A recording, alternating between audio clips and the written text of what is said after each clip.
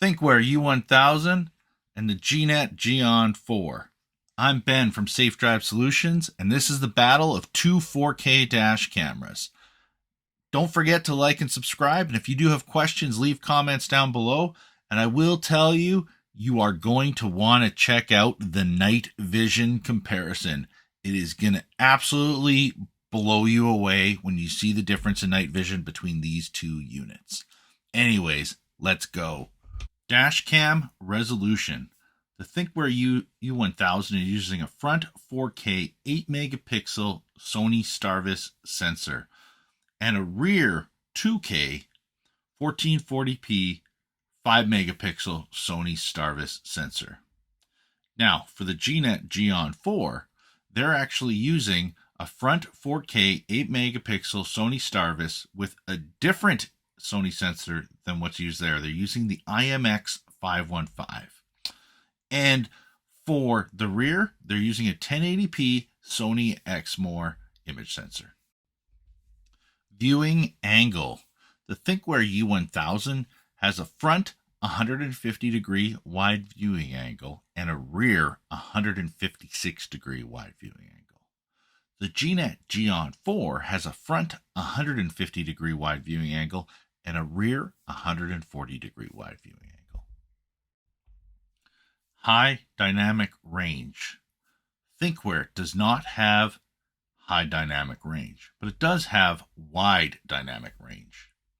Now, the GNET has high dynamic range, so it processes images to ensure clear recordings in bright and dark light. This allows the dashcam to combine multiple images at different levels of brightness to create one superior image. Parking mode. The Thinkware U1000 has a few different options. One, motion detection. Motion detection means anytime somebody walks by, drives by, it will actually wake up and record that incident and go into the motion detection folder. It also has time lapse, which means it will record at 2 frames per second. Okay, which means it's taking 2 pictures per second instead of 30 pictures per second, which is regular recording. They have energy saving mode, which means if there's any impact to the vehicle while parked, it'll wake up and record 1 second after impact and then start recording. Then there's also the energy saving mode with the radar module. The radar module is an extra added part, usually around $99 depending on where you're located in the world. And basically how it works with the radar module is if it sees something coming towards your vehicle, it'll wake up and start recording. If there is no impact registered, it will delete the recording and go back to sleep. Now, GNET uses kind of a combined parking mode.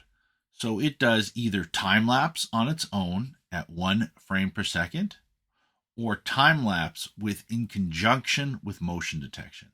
Now, I do recommend using the time lapse and motion detection combination.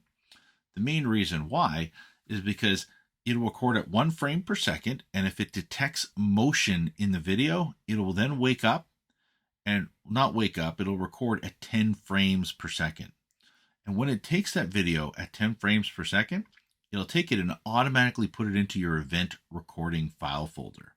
That way, when you come back to your vehicle and if you want to see if anything happened, it will only show the stuff in the event recording folder that has motion detected. If there was no motion detected, the time-lapse recordings will just show up in your normal recordings as though nothing was going on because there was nobody actually in the video. Now, if there is an impact to your vehicle while parked, that will also show up in the event file folder. You can change these settings on both systems directly through the Wi-Fi app. Parking mode cable and low battery protection. Both the GNET and Thinkware have parking mode cables that require power, ground, and ignition to be hooked up. You can also select the low battery protection digitally through the Wi-Fi app. And for do-it-yourselfers, there's also OBD2 cable available that will plug right in. Keep in mind, if you do have an electric vehicle, there may be some compatibility challenges. Super night vision. On the Thinkware U1000, you can actually set the super night vision to work even while driving and not just only in parking mode. While the GNET systems, the actual night vision will only work in parking mode. However, due to the technology of high dynamic range that's built in the GNET, I think you'll be pleasantly surprised the amazing difference in night vision. Show you a little sample right here, but later on there's going to be a lot longer clip. Wi-Fi app. Both the GNET and Thinkware systems both have an iOS and Android app that you can download from the Play Store and App Store in order to actually pair to the units so that you can download videos, change settings. The Thinkware U1000, however, has dual band Wi-Fi. What that means to you is it has 2 gigahertz and 5 gigahertz. If you set it for the 5 gigahertz setting on the U1000, you will be able to download videos up to 3 times faster than when you download a GNET dashcam video. Cloud capability. Both the Thinkware and GNET system both have cloud capability. We're going to have videos in the upcoming month showing the differences between the two cloud-based systems and how they work and compare. However, for right now, both of them have that capability if you are looking to use cloud features. SD card capacity. The Thinkware unit will support up to 128 gigabyte SD card, while the GNET will support up to a 512 gigabyte SD card. Keep in mind, these are micro SD cards that are used on these units. The approximate record time on a GNET would be approximately 5.5 hours of continuous record time with a 64 gigabyte micro SD card. While with the Thinkware, if it had the same 64 gig SD card in it, you would get about 2.5 hours of continuous record time. And this is all because the GNET system is using the newer video codec, which is H.265, which gives you approximately twice the recording capacity, while the Thinkware is still using H.264, or also known as MP4. GPS information. The Thinkware system has GPS speed and GPS location built into the unit.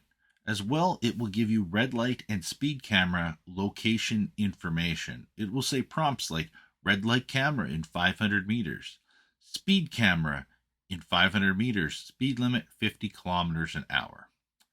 The GNET will do speed and location information as well embedded in the video. Now, the big thing here is Thinkware will actually allow you to turn the speed data information off in case you maybe have a heavy foot, while the GNET currently does not support turning that off, which means the information will always be there. Most people aren't worried about this, but occasionally people with a heavy foot might be. So Thinkware U1000, let's talk about the buttons. So as you can see right here, what pops out is a manual recording button. It says REC. So what this is for is if you're driving and you see a car accident happen in front of you, maybe you weren't part of it, right? So there's no impact to your vehicle. But if you hit the button, it'll go back 10 seconds and save a separate video file so it's easy to find at a later date.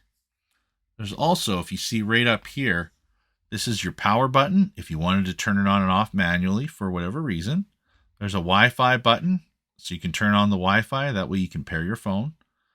And microphone button.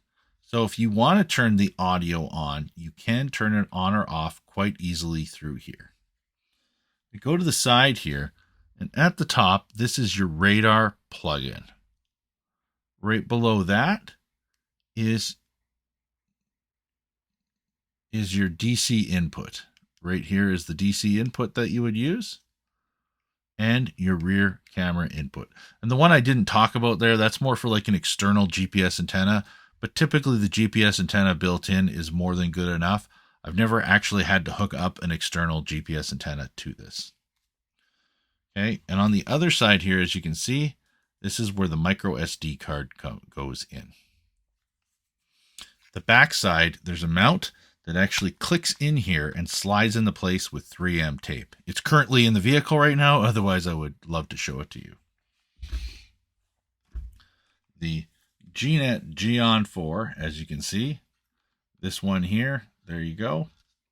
The mount, we'll just start with the mount anyways. So the mount goes in here, 3M tape, and it can slide on and off. That's the way you can actually take these in and out of the vehicle if you need to.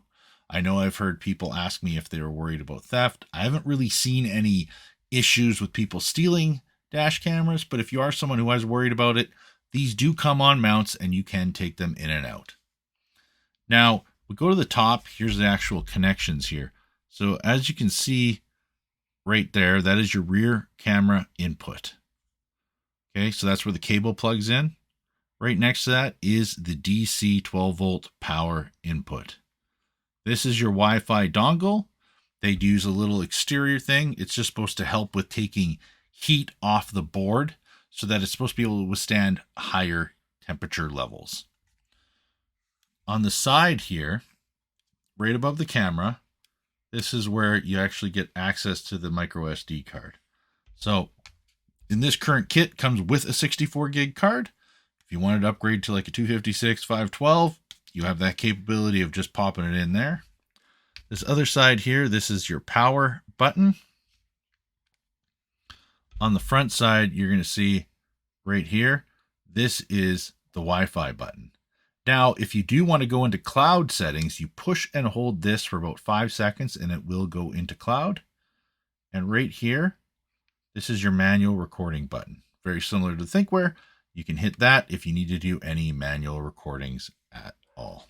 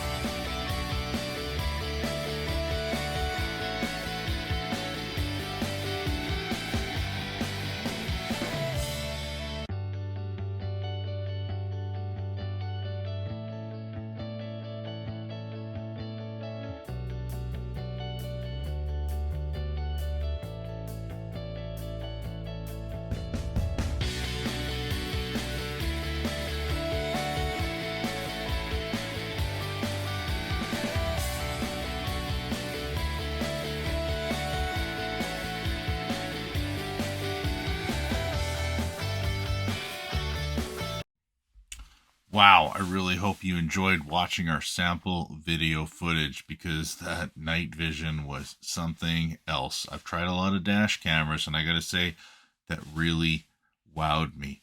And it's going to be pretty interesting to put this G-ON4 against the new Viofo A139 Pro, which is going to be arriving on my doorstep any day now.